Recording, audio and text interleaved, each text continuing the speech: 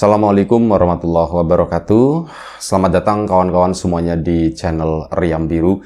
Terima kasih banyak untuk kawan-kawan semua yang sudah berkenan hadir di channel ini. Kali ini ada satu cerita datang dari Mas Yasin di Banjarnegara. Mas Yasin menceritakan tentang satu pengalaman horor yang pernah dialaminya sekitar tahun 2005. Jadi pada saat itu Mas Yasin belum menikah. Dia hidupnya itu merantau ke Jakarta sana. Kalau sekarang balik lagi ke Banjarnegara bersama keluarganya gitu ya. Cuma di tahun 2005 tersebut Mas Yasin masih sendiri, belum menikah, masih merantau, masih bebas berdagang di ibu kota sana. Nah, pada suatu hari Mas Yasin itu dapat kabar, dapat panggilan, ditelepon, dihubungi sama keluarganya. "Sin, kamu pulang ya," begitu ya. Dikabarin suruh, "Loh Bu, emang kenapa?" Sama ibunya ini. "Bu, emang kenapa? Ada apa Bu?" Itu kan. "Nggak ada apa-apa, wis pokoknya kamu pulang aja," kata si ibu.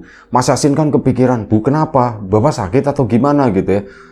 "Enggak, bapakmu nggak sakit, ini ada orangnya," gitu. Jadi sempat ngomong sama bapaknya dan bapaknya pun begitu sama. "Udah Sin, kamu pulang ke sini," katanya. Emang ada apa ya, bikin penasaran begitu kan. Sampai nanya-nanyain beberapa tetangganya di kampung sana yang bisa dihubungin, ditanyain sama Mas Yasin, "Kenapa sih, ada apa sih, aku suruh pulang, keluargaku tuh kenapa, bapak sama ibu tuh kenapa," gitu ya. Mereka jawab, "Bapak sama ibumu nggak kenapa-kenapa," gitu kan. "Lah terus kok aku disuruh pulang? Kamu mau disuruh kawin kali Sin, mau dijodohin atau gimana?" Ini kata salah satu tetangganya, "Mau suruh kawin, ya udah kebeneran," pikirnya Mas Yasin. Ya semoga bukan yang apa-apa. Kalau memang bener itu, ya udah nggak apa-apa. Mas Yasin juga masih single, nggak punya calon, nggak punya apa. Kalau misal mau dijodohin, mau dikenalin sama seseorang, yo siapa tahu cocok gitu kan. Tapi enggak lah, ada yang namanya keresahan. Kenapa kok bisa seperti itu? Dan sebelum kita lanjut ke cerita, mohon izin mau promo bawang goreng Nyai Wiji terlebih dahulu. Untuk kawan-kawan kemarin yang sudah memesan, sudah sampai, terima kasih banyak. Semoga suka dengan bawangnya. Ditunggu pesanannya kembali. Untuk kawan-kawan mungkin yang belum sempat nyicipin, belum nyobain, silahkan di order, bisa didapatkan di Shopee, Tokopedia, atau bisa langsung kontak nomor yang ada di deskripsi video di bawah ini. Terima kasih. Dan kita lanjut cerita dari Mas Yasin tadi. Setelah yaitu dengan kebimbangannya kenapa ya, tapi syukur bapak sama ibu itu kondisinya sehat. Keluarga yang lain itu dapat cerita dari tetangganya juga nggak ada apa-apa perasaan gitu. Jadi pikirannya Mas Yasin pun kemungkinan memang benar yang dikatakan oleh salah satu tetangganya tadi. Jangan-jangan aku mau dijodohin, jangan-jangan aku mau dikenalin. Ya wis lah, pulang aja lah, pulang. Mas Yasin pun pulang dengan tenang. Nah, saat pulang dengan tenang ke kampungnya tersebut, tibalah, nggak diceritakan perjalanannya lah. Singkat cerita itu, dia sampai di kampungnya. Sampai di kampung itu sekitar jam 10 malam. Kalau nyampe Banjarnegaranya kota gitu ya, terakhir pemberhentian kendaraan itu mungkin sekitar jam 9 atau apa, cuman sempetin dulu makan dan sebagainya baru lanjut pulang, itu sekitar sampai jam 10-an. Jam 10 jalan kaki memasuki itu perkampungannya tadi yang memang nggak ada akses ojek atau apa kayak gitu ya. Jadi jalan kaki malam-malam di kampung itu, awal-awal di paling depan gerbang itu nggak ada satu orang pun yang lagi nongkrong atau lagi apa. Kampung itu bener-bener sepi. Mas Yasin pun biasa aja. Pikirannya itu kan, ya itu, jadi menguatnya itu yang mau dijodohin. Aku sama siapa ya? Aku sama siapa ya? Kira-kira cantik nggak ya? Cantik nggak ya? Aku cocok atau enggak ya? Gitu. Pokoknya seperti itulah pikirannya Mas Yasin, berbunga-bunga, sedikit agak merekah gitu.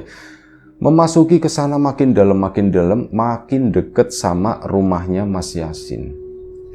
Begitu sampai di rumahnya Mas Yasin, di situ mulai terlihat ada beberapa orang di sana. Beberapa orang lagi ngobrol-ngobrol dan satu atau dua itu kondisinya berdiri di tengah jalan gitu kan. Mas Yasin ngelihat dari kejauhan, ada orang deket rumahku gitu ya. Ada apa ya? Tumben-tumbennya ya, harusnya kan sepi. Ini kok ada itu tadi pada nongkrong, duduk-duduk di sana. Makin ke depan makin kelihatan yang mereka pada duduk gitu ya. Mas Yasin pun mendekat ke sana, Bahkan Mas Yasin udah tahu mereka tuh lagi ngomongin aku nih, baru datang nih. Itu tuh ada yang nujuk-nujuk gitu kan. Itu Yasin pulang, itu Yasin pulang. Baru beberapa orang itu nongol. Nah, saat nongol, masuklah. Terus berjalanlah si Mas Yasin. Makin penasaran ya. Kalau aku mau dijodohin, kenapa di depan rumahku, termasuk depan rumahnya Mas Yasin, karena ya di area situ gitu ya. Kenapa di sana kok rame? Ada apa ya? Apa tetanggaku ada yang meninggal atau gimana gitu. Mulai berpikir yang aneh-aneh dan mulai resah, mulai takut ada apa ya. Dan akhirnya Mas Yasin pun tiba atau disambut oleh orang-orang yang lagi nongkrong di situ. Sin gitu kan. Iya Mas. Mas, ada apa ya Mas ya gitu. Udah Sin, kamu masuk dulu aja katanya begitu. Masuk Mas, emang ada apa Mas? Udah kamu masuk dulu aja. Dan memang rumahnya Mas Yasin, pintunya itu belum ditutup. Ini ada apa gitu, mulai lemes gitu kan. Ini kenapa ya, ada apa ya gitu. Bertanya-tanya dan akhirnya Mas Yasin itu masuk ke dalam rumah. Begitu masuk ke dalam rumah, Mas Yasin ngelihat ada bapak sama ibunya itu duduk di ruang tamu di sana. Begitu Mas Yasin mendekat, mereka berdiri gitu ya. Itu plong, seneng banget, alhamdulillah bapak sama ibuku tuh masih hidup, gak terjadi apa-apa, pikirnya si Mas Yasin. Mendekat ke situ, Pak, Bu, salim gitu kan, ada apa Pak gitu, kok di depan rame-rame begini. Duduk dulu kata bapak kan, sini duduk dulu. Akhirnya Mas Yasin pun duduk di situ. Nah, duduk di sana, ini warga juga pada mendekat gitu ya, pada mendekat ke arah pintu di ruang tamu tersebut. Mas Yasin kan jadi ini ada apa sih sebenarnya? Tapi kayak gitu, melihat anggota keluarganya yang lain, adik-adiknya, itu masih pada sehat gitu ya, itu cukup menenangkan. Tapi kan masih tanda tanya ya, ini sebenarnya itu ada apa sih? Dan akhirnya bapak pun cerita, jadi begini Sin. Pertama bapak sama ibu minta maaf, ngerepotin kamu, kata si, ya Pak, enggak apa-apa Pak. Emang ada apa Pak? Ya makanya ini mau tak ceritain sama bapak. Jadi begini, kamu kenal Ira kan katanya? Ira Pak, Iranya anaknya si Pak Sungkar itu. Iya betul Ira. Wah bener aku mau dijodohin sama Ira nih. Dan Mas Yasin itu ya memang nggak suka sama Ira itu enggak. Cuman kalau di daftarnya Mas Yasin gitu kan, itu Ira masuklah gitu ya. Ira itu masuk, anaknya itu cantik, baik juga kayak gitu. Itu masuk. Nah di situ, oh beneran tuh aku mau dijodohin gitu. Cuman orang-orang ini di depan ini pada ngapain? Masa aku mau dijodohin kok mereka pada nontonin gitu ya? Pasti ada sesuatu yang lain ini. Bapak pun lanjut menceritakan. Jadi gini Sin, ada sesuatu yang terjadi sama Ira gitu. Wah apa ini gitu kan. Apa Pak? Apa yang terjadi Pak? Ira itu belakangan bersikap aneh katanya. Loh aneh kenapa Pak? Jadi di samping Pak Sungkar itu kan ada sebuah rumah ya. Rumahnya Pak Sungkar yang memang gak ditempatin katanya. Iya betul. Nah Ira itu tinggalnya di situ. Ya pikir dalam hatinya Mas Yasin, ya orang itu rumahnya Pak Sungkar, emang kenapa gitu kan? Ya emang kenapa Pak tinggal di sana Pak? Lah emang kamu nggak tahu kondisi rumah itu seperti apa? Rumah itu kan boleh dibilang udah nggak layak huni kata si bapak. Dan kamu tahu Ira itu nggak mau keluar dari rumah tersebut. Dia itu dibujuk-bujuk nggak mau, bahkan udah sempat ditarik, udah sempat diseret lah gampangannya begitu ya. Tetap balik lagi ke situ, kalau enggak nanti ngamuk. Pak, emang Ira kenapa Pak? Itu dia, kami pun masih bertanya-tanya. Kenapa anak ini kok bisa seperti itu? Sebelumnya Ira itu kan baik-baik aja. Iya, Ira baik-baik aja. Terakhir ketemu pas lebaran itu juga Ira itu baik-baik aja Pak. Makanya itu. Terus apa hubungannya sama aku Pak? Nah Mas Yasin kan mulai masuk ke situ. Ira, aku kan bukan apa-apanya Ira Pak. Kenapa aku disuruh pulang gitu kalau masalahnya seperti itu? Justru itu kata si bapak, memang kamu secara langsung atau kamu merasa gak ada hubungan apa-apa sama Ira. Yang jadi masalah adalah apa yang diucapkan atau apa yang diomongin oleh Ira tadi. emang Ira ngomong apa Pak gitu ya. Ira itu ya sebenarnya ngomong yang nggak patut katanya. Bapak mau cerita juga nggak enak gitu ya. Akhirnya apa? Si tetangganya itu celetuk. Ira itu katanya udah di ini sama kamu, Sin, katanya begitu. Hah? Maksudnya di ini gimana? Ya diituin gitu ya maksudnya. Kawan-kawan paham lah. Ira tuh udah dibegini-beginiin sama kamu, ngakunya tuh kayak gitu ke orang-orang dan mau kamu itu pulang ke sini. Mas Yasin, hah? Masa sih gitu ya? Aku kapan gituin ya? Orang aku sama dia aja nggak terlalu deket. Memang aku tahu, Ira itu tahu ya, tahu dari SD malah gitu ya. Cuman ya aku nggak deket, nggak pernah pacaran sama dia.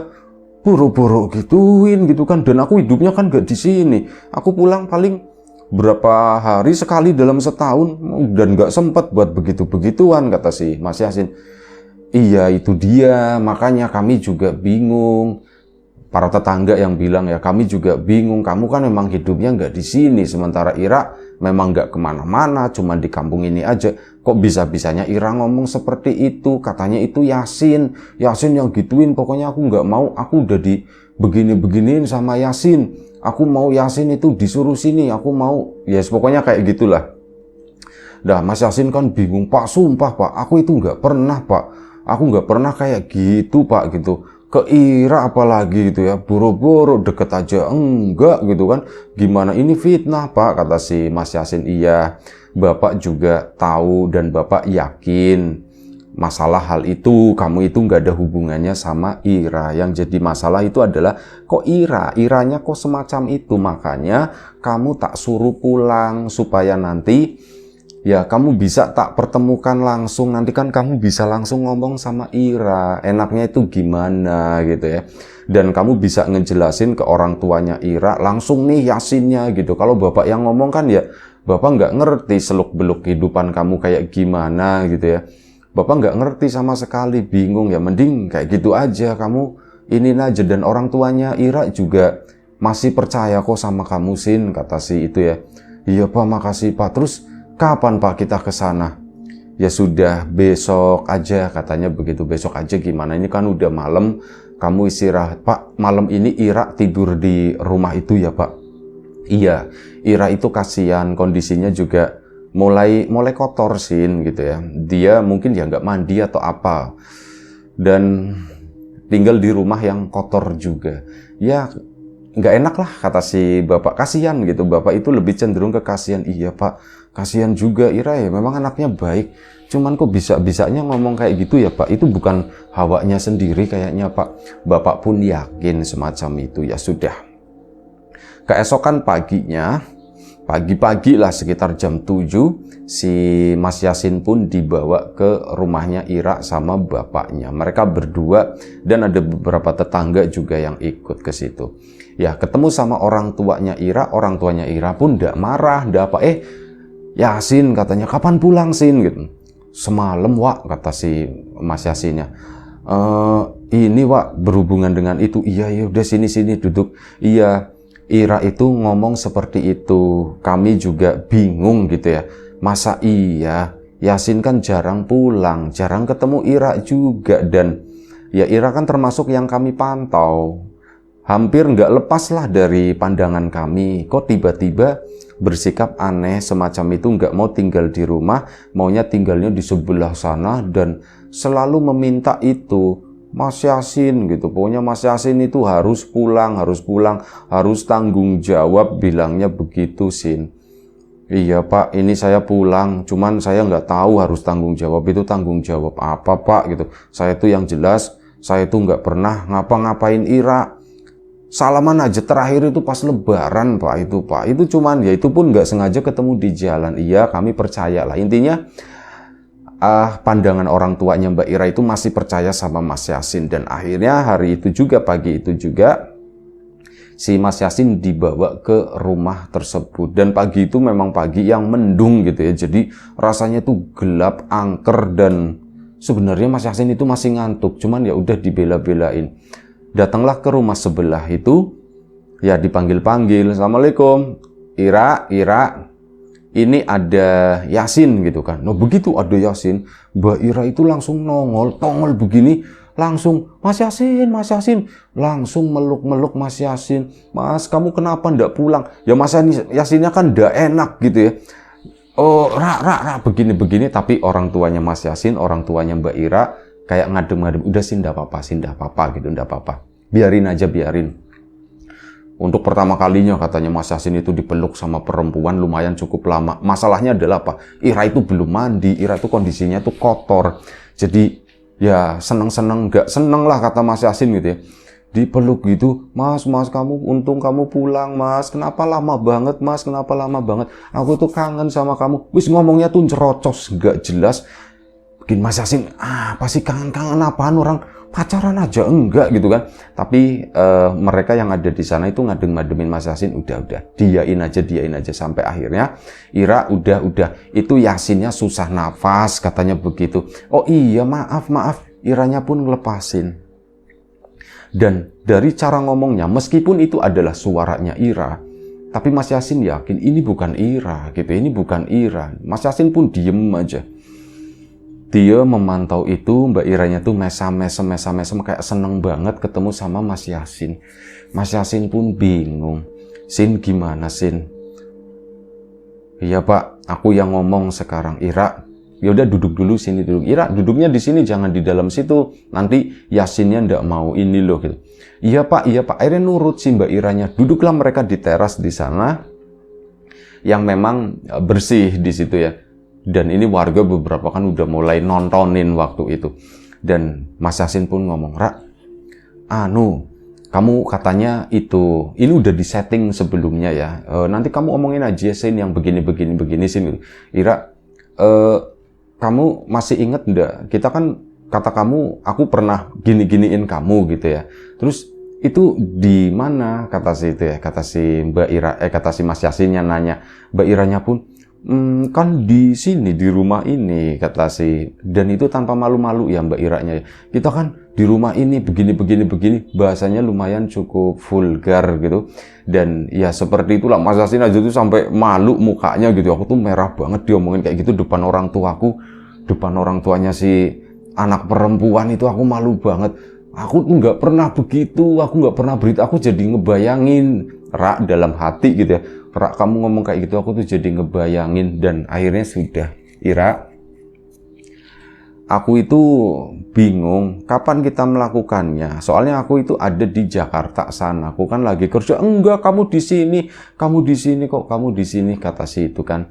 Dan akhirnya di situ, tiba-tiba Mas Yasin itu teringat tentang satu hal. Jadi sebelum pergi ke Jakarta sekitar 4 atau 5 tahun yang lalu, Mas Yasin itu pernah kayak ngelmu, pernah belajar sama seseorang gitu ya. Ada semedinya, ada puasa-puasanya semacam itu. Wis pokoknya yang nggak tahu lah kata si Mas Yasin. Itu pernah, itu sekitar 4 tahun yang lalu iseng-iseng ini sama beberapa teman di kampungnya juga berguru ke kampung sebelah. Ada seorang yang dianggap sakti lah begitu. Itu berguru sama dia. Cuman Mas Yasin hari itu nggak ngomongin, cuma bilang begini. Akhirnya udah urusannya Ira aja deh. Ya udah Ra, begini aja, kamu tenang, kamu nggak usah gimana-gimana. Sekarang kamu pulang ke sana, ini kamu nggak pernah mandi, baunya juga kan nggak enak gitu. Kamu mandi dulu, terus nanti udah kamu jangan di rumah ini, kamu nunggunya di rumah kamu aja, di situ yang bersih gimana. Iya, nurut Mbak Iranya. Akhirnya sudah, aku mau pulang dulu. Aku mau ke sini, itu semuanya ngarang si Mas Yasin. Dan akhirnya sudah, dia pun permisi. Dan Mbak Iranya kayak gitu dengan ganjen-ganjennya ya. Ganjen-ganjen bukan hawa sendiri gitu. Akhirnya mau pulang ke sana, intinya udah dibersihkan, udah mandi dan sebagainya.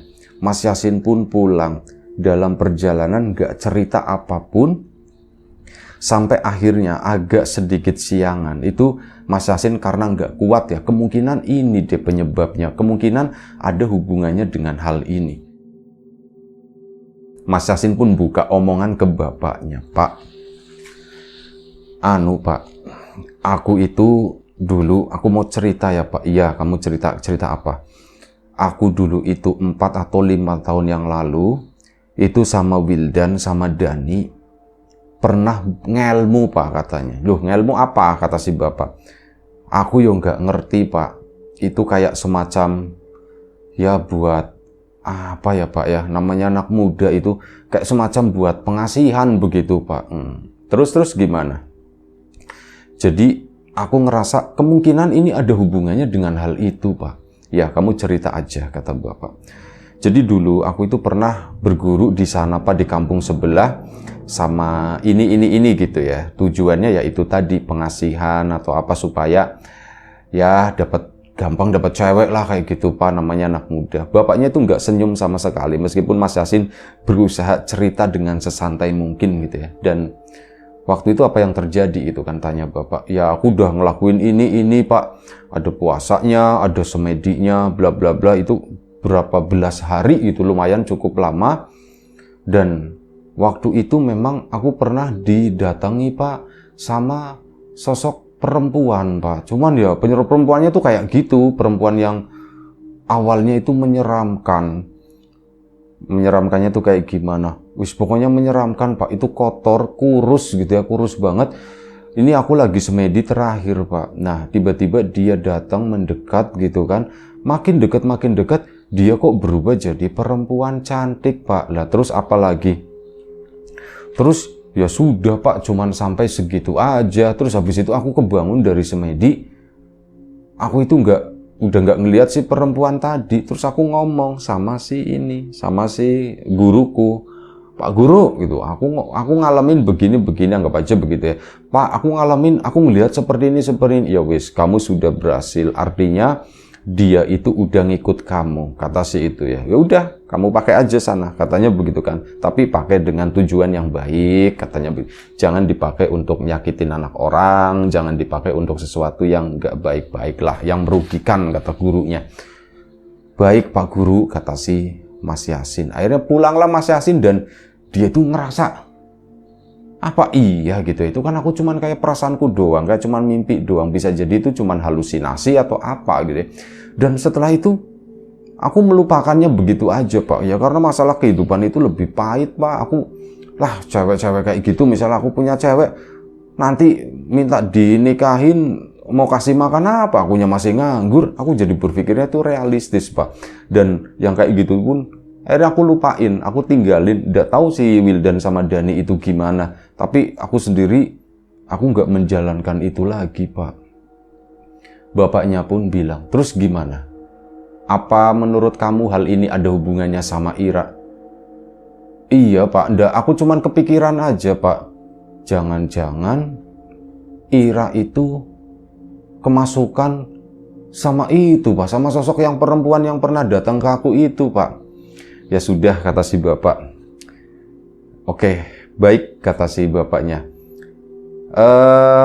Gurumu masih ada ndak, kata si bapak. Kayaknya sih masih hidup Pak gitu. Ya sudah, kita ke sana. Siang itu datanglah ke gurunya tadi. Gurunya emang kondisinya lagi sakit gitu ya. Udah sepuh juga. Gurunya lagi sakit, ke sana cerita semuanya begini.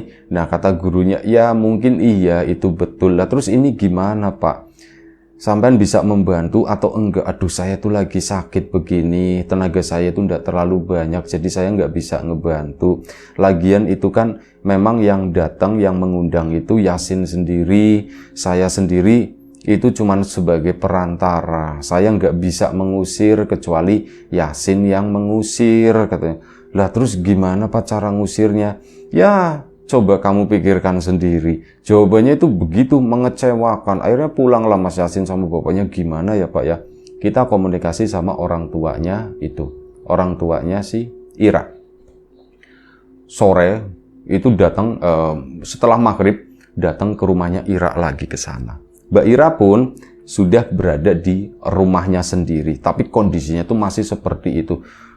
Bolak-balik ngelongok ke depan terus. Ira, kamu kenapa? Aku nungguin Mas Yasin kok nggak datang ya gitu. Itu jadi memang kayak orang itu kena pelet kayak gitu, dan peletnya itu parah. Sementara Mas Yasin sendiri itu nggak pernah merasa begitu, merasa melet seseorang. Dan akhirnya ke sana diceritakan semuanya ke orang tua. Ke orang tuanya Ira ya. Orang tua begini. Mas Yasin pun minta izin. Ini juga tung gitu ya. Ide itu tiba-tiba keluar, Pak. Saya mau minta izin. Kalau boleh nanti saya mau ngobrol sama Ira. Tapi lebih ke sesuatu yang ada di dalamnya Ira. Soalnya ini tuh bukan Ira, Pak. Oh ya sudah kalau kayak gitu. Diizinkan sama orang tuanya di ruang tengah waktu itu. Cuman ngide doang, tapi ini aku nggak tahu berhasil atau enggak, kata Mas Yasin. Mas Yasin duduk di sana, Ira pun duduk di depan. Ira pun nurut mesem-mesem begitu aja ya. Diem, dan hal ini dilakukan itu malam, jam 9 lewat. Lampu dimatikan, kata Mas Yasin, biar lebih enak. Cuman, bukan mati gelap total gitu, enggak ya, tapi agak redup lah. Nah, di situ Mas Yasin pun kayak coba semedi, merem, gak baca apa-apa gitu ya. Cuman dia kayak pakai perasaan doang. Sudah deh, aku melek gitu ya. Dan akhirnya meleklah si Mas Yasin ngelihat Ira di depannya itu. Ira terlihat diem aja begini. Cuman apa? Dari belakangnya Ira itu kelihatan ada seseorang, ada satu sosok.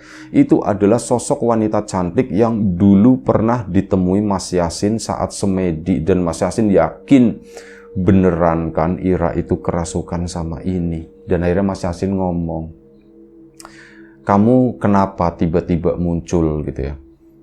Aku nggak tiba-tiba muncul. Aku itu selalu ikut kamu, Sin, kata si perempuan tadi. Aku itu selalu ikut kamu kemanapun kamu berada. Dan kata si perempuan itu sempat diam sebentar. Dan apa? Dan aku pengen sama kamu, kata si itu ya. Aku pengen sama kamu, cuman aku butuh seseorang untuk bisa deket sama kamu, kata si perempuan tadi. Nah, kata Mas Yasin, enggak seperti ini. Aku kasihan sama anak ini, sama Ira gitu ya. Ira itu temanku, aku enggak mau dengan cara seperti ini. Enggak bisa, pokoknya aku itu harus sama kamu, aku harus sama kamu. Mas Yasin pun kayak kepikiran, mulai saat ini kamu tak bebaskan. Kamu enggak usah ikut aku. Sana pergi jauh-jauh gitu. Diusir sama si Mas Yasin. Mas Yasin itu seolah-olah ngomong kayak gitu ya. Tapi belakangan kata bapaknya, Mas Yasin itu cuman diem aja. Tapi pada saat itu, Mas Yasin itu seolah-olah ngobrol sama seseorang yang ada di belakangnya Ira tadi. Kamu pergi, dan si perempuan itu pun nangis.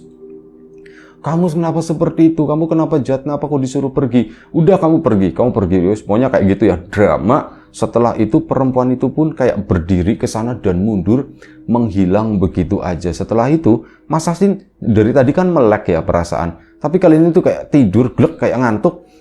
Terus pas kebangun, di depannya itu ada Ira. Dan begitu melek begini, Ira itu kayak orang bingung di sana.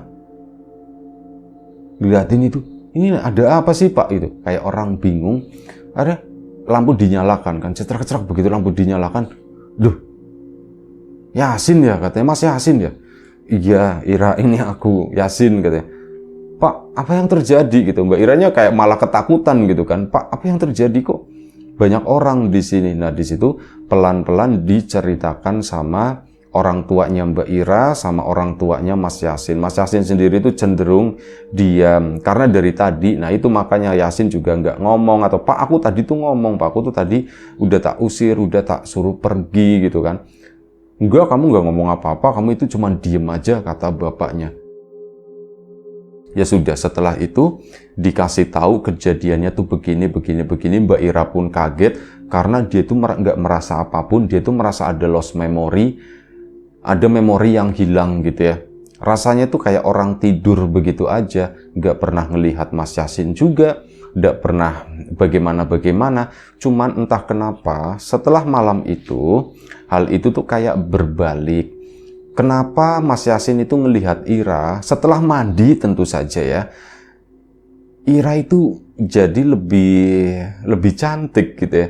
Ira kok jadi lebih cantik seperti itu ya gitu ya. Dan dari situ mulai malam itu Mas Yasin itu mulai menaruh hati sama Ira sebegitu cepatnya. Bener-bener naruh hati, emang bener-bener suka sama si Mbak Ira tadi. Dan hal itu pun akhirnya berlanjut. Mau berangkat lagi ke Jakarta rasanya itu berat banget. Duh, aku kok berat ya. bawaannya itu ya mau ke rumahnya Ira juga aku ndak enak gitu ya. Aku mau ke sana mau enak dalam rangka apa ya? Pura-pura aja nanya Ira, kamu gimana? Kamu udah baikan atau gimana? Jadi Mas Yasin itu ke situ. Mulai ini pulang agak lama ya, sekitar 2 minggu. Mas Yasin itu datang ke situ hampir setiap hari. Sehari itu bisa 2 kali. Pagi sama malam. Itu kayak gitu Mas Yasin. Ini kayak kok kayak berbalik. Bapaknya pun ngomong, Sin, kok kayak berbalik sekarang ya Sin ya? Kamu yang kedanan Ira, katanya begitu. Pak, kedanan apaan Pak? Enggak, Pak, aku kan cuma nanya kabar. Nanya kabar itu enggak kayak gitu, enggak setiap pagi, malam datang ke situ terus. Kamu itu kelihatan banget, kamu itu suka sama Ira, katanya. Duh, ketahuan, kata Mas Yasin kan. Oh enggak Pak, aku biasa aja Pak. Ya udah, kalau biasa aja, sikap kamu juga harus ditunjukkan dengan cara yang biasa, jangan berlebihan kayak gitu. Didatengin terus kayak gitu. Emang Iranya mau sama kamu? Mas Yasin pun enggak tahu Pak, Iranya enggak tahu Pak, aku enggak tahu, katanya. Dan akhirnya apa? Mas Yasin pun harus menahan hal itu selama beberapa hari. Rasanya itu enggak enak banget, rasanya itu sakit banget. Mas Yasin pun jadi kebayang, jadi kepikir, mungkin ini kali ya yang dirasakan Ira saat tinggal di rumah sana. Pengennya deket sama aku terus dan sekarang berbalik aku yang pengen deket dia terus. Jangan-jangan sosok itu tuh sekarang masuk ke badanku, katanya. Akhirnya apa? Datanglah ke gurunya lagi ke sana dan gurunya itu waktu itu udah sembuh, ngomongin enggak Sin, enggak ada apa-apa di badan kamu. Terus gimana? Ya wis pokoknya nggak ada apa-apa, katanya. Kamu bersih, itu tuh murni perasaan kamu sendiri, kata si itu kan. Aduh gitu kan, ya wis lah. Si Mas Yasin pun akhirnya pulang, murni perasaanku. Artinya kalau memang ini murni perasaanku, adalah sesuatu yang harus aku perjuangkan. Dan akhirnya ngedeketinlah ke Mbak Ira tadi.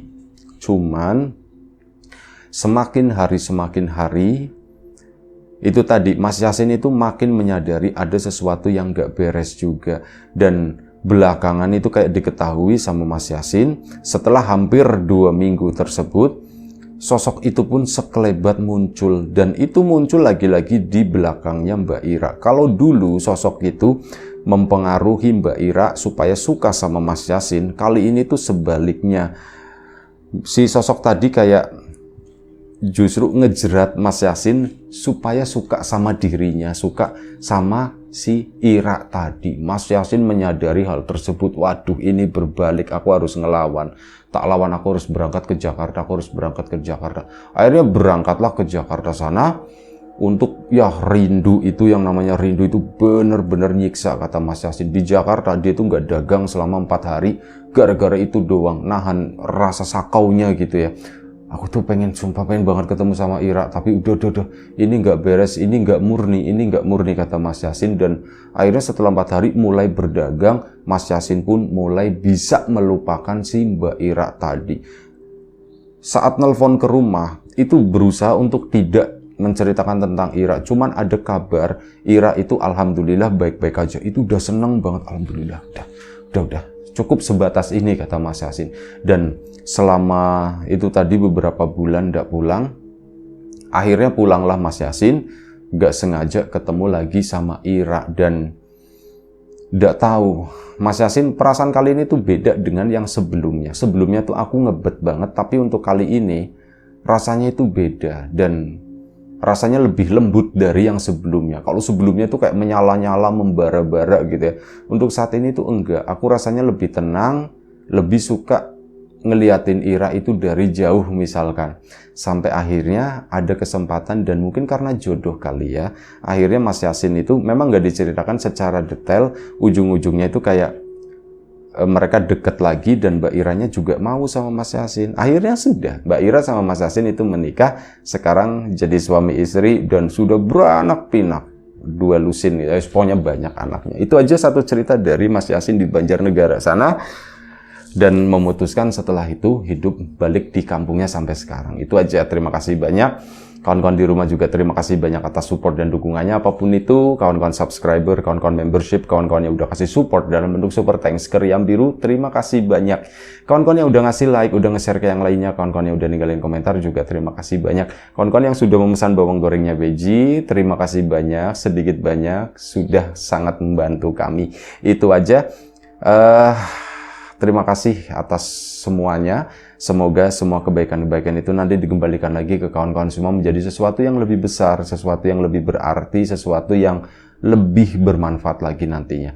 Doa terbaik dari kami untuk kawan-kawan, semoga selalu diberi kemudahan dalam hal apapun, termasuk kemudahan dalam hal rezeki, yang sakit segera diberi kesembuhan, yang sehat tetap dijaga kesehatannya. Sampai jumpa di episode selanjutnya Riam Biru, jaga kesehatan kawan-kawan semuanya. Sekali lagi terima kasih banyak. Assalamualaikum warahmatullahi wabarakatuh.